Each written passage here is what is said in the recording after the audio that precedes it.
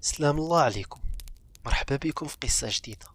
قبل ما نبداو، نصيحتي للشباب اللي ما كيصليش يحاول ما امكن يبدا كيصلي. الصلاة هي كل شيء باش يبعد عليك الشيطان وباش تدخل الطريق الصحيح. المهم، انا العبد الفقير، الاسم ديالي سمير من مدينة الدار البيضاء. بغيت نفتح لكم قلبي ونعاود لكم القصة اللي تسببت في تغيرات كثيرة في حياتي، باقي كنعيشها لحدود كتابة هاد الأسطور. أنا في عمري 28 سنة، دوزت منها 5 سنوات الأخيرة بين الذهاب عند الرقاة وبين أعتاب أبواب الأطباء النفسيين. غادي ندخل مباشرة في الموضوع بلا ما نطول عليكم. الوالد ديالي الله يرحمه كان فقيه كبير معروف بين الناس. كان الكثير ديال البنادم كيجي يقصدو باش يعالجوا من السحر والصرع، خصوصا صرع الجن بكافة أنواعه. كان معروف بالكفاءة في هذا المجال وما غاديش نذكر الاسم ديالو احتراما لي، والله يرحمه في هذا النهار. عموما الاخوان، انا كنت دائما كنشوف الاب ديالي وهو كيجيو عنده الناس وكيرقيهم ويعالجهم، وكان عندي فضول كبير باش نكتشف اكثر شنو كيدير.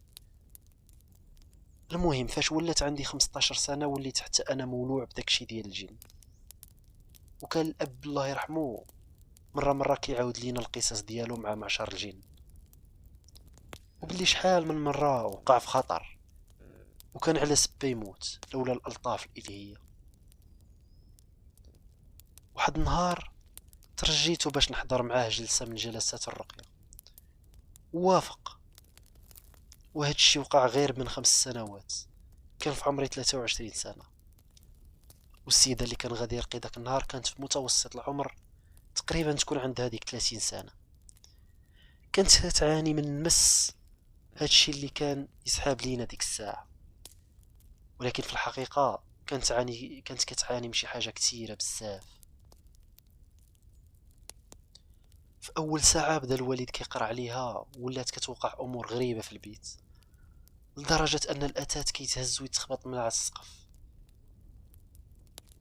ولا كنسمعوا اصوات غليظة وثقيلة كتهدد الوالد وكتهدد حتى ديك البنت. بقى الوالد كيقرا تقريبا 4 ساعات. في هاد الفترة قدر يخرج منها 2 من الجن، ولكن البنت كان ساكنها 13 جن. داكشي وقع ليها بسبب السحر الاسود. مع الاسف والصدمة، اللي دار ليها هاد السحر هو عمتها. كان سحر خايب بزاف وصعيب يتبطل، حيت مدفون مع ميت. الله يهدي بنادم. المهم الاخوان، رقاها الوالد وخرج منها 2 جنون كما قلت لكم. في الغد ليه بدينا الجلسة الثانية. انا غير كنت كنراقب من بعيد، ما كنتدخل في والو. كل مرة كنسمع شي غوات كنحس بروحي غادي تخرج. داك النهار الوالد بقى كيرقي في ديك السيدة من الصباح حتى الليل، حيت حالها كان صعيب. اخيرا قدر يخرج منها كاع داك الجنون. ولكن الخوت كيف ما كتعرفوا، السحر الاسود صعيب يتبطل، والجن ولد الحرام كيكون ماكر، ما تقدرش تعرف شنو الحقيقة اللي كاينة. يعني داكشي اللي كيسحاب الوالد ما كانش صحيح. المهم، ديك السيدة مسكينة فاقت عادي بحال الا ما كان والو فيها، ولكن ما عاقله على والو. مسكينة كانت ضعيفة بزاف. داوها الاهل ديالها، ولكن الوالد تبدل من ديك الليلة، ولا خايف بزاف وما بقاش كيف ما كان. بعد سيمانة من داكشي عيط ليا لبيتو وقال لي ريح، بغيت ندوي معاك. كان مبدل بزاف وباين عليه مقلق من شي حاجة. قال لي مسكين بالحرف، شوف ولدي سمير، انت الكبير في ولادي، والوصية اللي غنوصيك هي تهلا في خوتك وفي الام ديالك. قلت لي ياك لاباس الوليد، علاش كتقول لي هاد الهضرة؟ قال لي يا الدنيا هي هادي والوقت والزمان. شوف ولدي، ما عالم باللي جاي غير الله. المهم ديها في خوتك وفي الام ديالك وحاول تحسن راسك. بغيت نهضر معاه صافي سكت. قال لي خرج دابا عندي ما يدار. للاسف كانت هذيك هي اخر مره نتكلم معاه واخر مره غادي نشوفه، حيت من داك النهار منعنا ندخلو عنده للبيت. وكانت الوالده بوحدها اللي كتدخل لي غير اللي الا بغات تدي ليه الماكله. كان بحال شي واحد معتكف للاسف.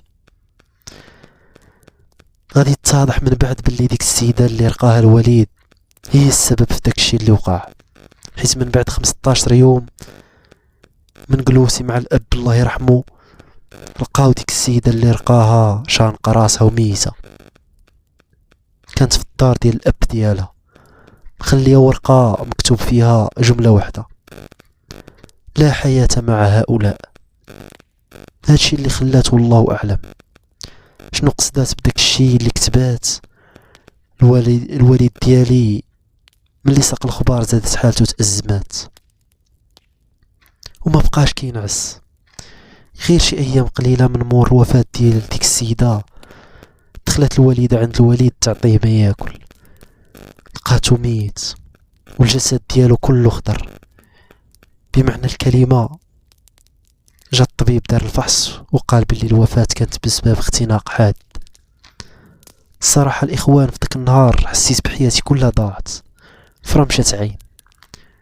وليت انا هو الاب والاخ والمعيل للاخوه ديالي، ولقيت راسي مجبر انني نهز الاسره وانا باقي ما مستعد.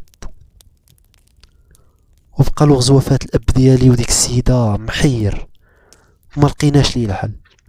اما الوالده مسكينه فكان فعلها الوحيد هو تريح في بيتها وتبقى تبكي وتقول غصبوك في حياتك، غصبوك في حياتك. دازت واحد المدة على هادشي وتأثرت بزاف في قرايتي وفي حياتي ككل، بحيث وليت منعزل وخايف من كل شي حتى من الظل ديالي. فاش دازت 40 يوم على الوفاة ديال الوليد عيطات لي الوالدة وقالت لي باللي الوليد الله يرحمه في الايام الاخيرة من عمرو كان كيقول ليها باللي شي جنون كيجيو عنده بالليل وكيهدوه وكيقولوا ليه وجد راسك. هو عارفهم حيت كانوا من ضمن الجن اللي خرجهم من ديك السيدة. كانوا شي 4 جنون تحديدا وكانوا من اخطر انواع الجن واشدهم بأسا. وقبل ما يموت الوالد الله يرحمه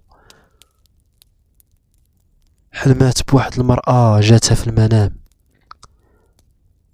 قالت ليها وجدي الكفن ووجدي باش تشدي حق الله. ملي عاودت لي الوالده داكشي زدت تأزمت وما بقيت عارف ما ندير. ما حيلتي لعائلتي اللي مصدومه وما حيلتي لامي مسكينه. بقيت كنهدي فيها وكنقول ليها هذا قضاء الله وقدر ديالو، ولكن والو بحال كنخوي الماء في الرمله. عموما بعد ايام الحمد لله بدات حالتها كتحسن وكترجع لطبيعتها. دزت عامين على الوفاه ديال الاب ديالي. في 2013 بدات المشاكل بالنسبه ليا. واحد النهار دخلت للبيت اللي كان الوليد كيرقي فيها المرضى باش نهز منها شي حاجه، وانا نلقى واحد السيده مريحه في القنت وكتشوف فيا. انا شفتها تصدمت حيت اكيد ماشي شي وحده من العائله. اصلا البيت كان مسدود.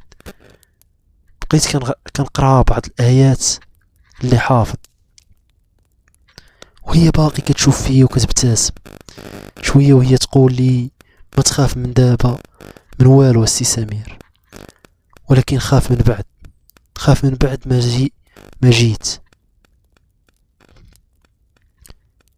ما جيت فين نهضر ونقول ليها شكون انتي، حتى غبرات من قدامي ما بقيتش شفتها. والله خويا الا تخلعت واحد الخلعه ديك الساعه لدرجه انني كنت غنديرها في سروالي حاشاك. بقيت كنفكر في داك الكلام اللي قالت ليا ما لقيت ليه حتى شي تحليل. بغيت نعاود الوالده خفت لا تزيد تأزم.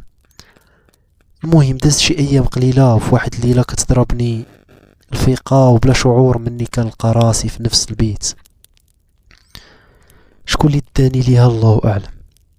هاد المرة لقيت ديك السيدة ومعاها جوج رجال، والمفاجأة كانت معاهم ديك السيدة اللي رقاها الوليد وتوفات من بعد. يلا بغيت نغوت ما قدرتش، وقاطعاتني ديك المرأة قالت لي بلا ما تخلع هذا غير جن ممثل ليك في صورة ديالها وماشي هي، ويمكن نقولوا باللي السبب في موتها هو الاب ديالك. بقيت كنشوف داك المنظر وما عارف باش تبليت، خاصة ان دوك جوج رجال اللي جالسين معاها كانوا في شكل كل مرة وكيفاش كيبانوا، مرة على هيئة كلب، مرة على هيئة مش، مرة حنش، كل مرة وكيفاش. قلت ليها وانا كنترعد بالخلعة شكون انتي واش كديري هنا؟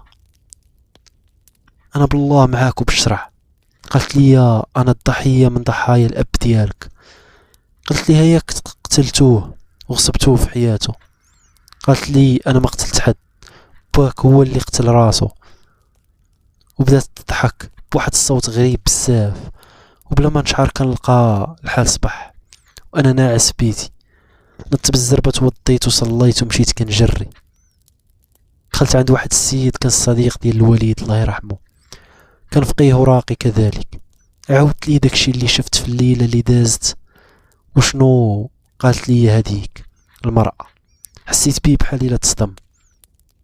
قال لي واش انت متأكد من هادشي يا ولدي؟ قلت لي الا ما تيقتيني اجي تشوف. صافي قال لي في العشية غادي ندوز عندكم ان شاء الله. داكشي اللي وقع. دخل لبيت وبدا يقرا ويعزم شي ساعة وهو يعيط ليا. قال لي ريحت حداه وبدا يرقيني. صافي انا غيبت، ما عقلت على راسي حتى فيقني. قال لي نوضه ولدي راه ما كاين والو هنا وحتى انت ما بيك والو. قلت ليه وداكشي اللي شفت في ديك الليله؟ قال لي راني ساعتين وانا هنا وحاولت ما بان لي والو. صافي مشى وخلاني حاير، ما عرفت اش ندير. بديت نحس باللي يمكن كان حماق.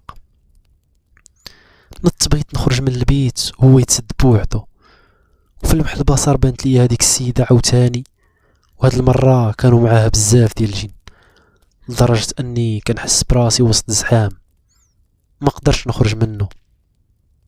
المهم اخوتي بدات كتضحك بصوت عالي وقالت لي يا ولد فلان راك غالط، حنا ماشي من دوك النوع اللي جبدنا الفقيه ببساطة. قلت ليها شكون نتوما؟ جاوباتني حنا الجحيم ديالكم على الارض. قالتها وكتضحك، وبعدها بدات تقول لي باللي الوالد ديالي قتل ليها راجلها فاش كان كيرقي ديك السيده، وقتل واحد اخر ساكنها، وداكشي علاش ماتت ديك السيده، وداكشي علاش مات الوالد ديالي.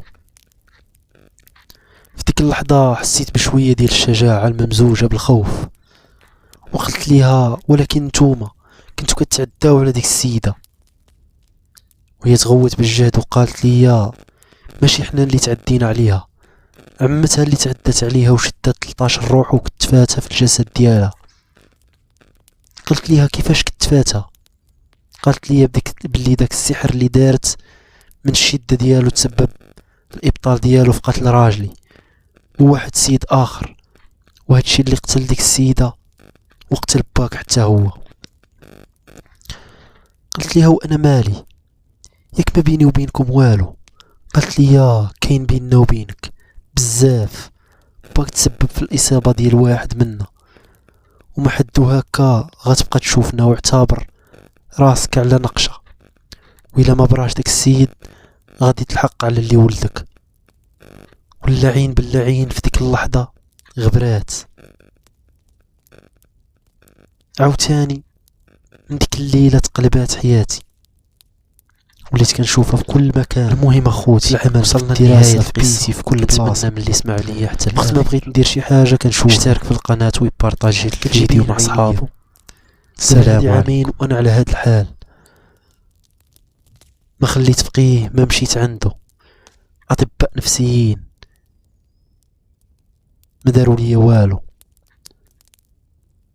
ولغاية هاد اللحظة وانا كنكتب كنحاول نخبي هادشي على الوالدة باش ما تأثرش دابا. هادي 5 ايام ما شفتش ديك المرأة، في اي لحظة يمكن ليا نشوفها والله اعلم بالنتيجة. قصتي ما عندها نهاية، وما هادشي اللي عاودت ليكم الا القليل من داكشي اللي كنعاني منه. كنتمنى من الجميع يدعي معايا نتفك من هادشي حيت صعيب بزاف. مهم اخوتي، وصلنا لنهاية القصة. كنتمنى من اللي سمعوا ليا حتى الاخير يشترك في القناة ويبارطاجي الفيديو مع صحابه. السلام عليكم.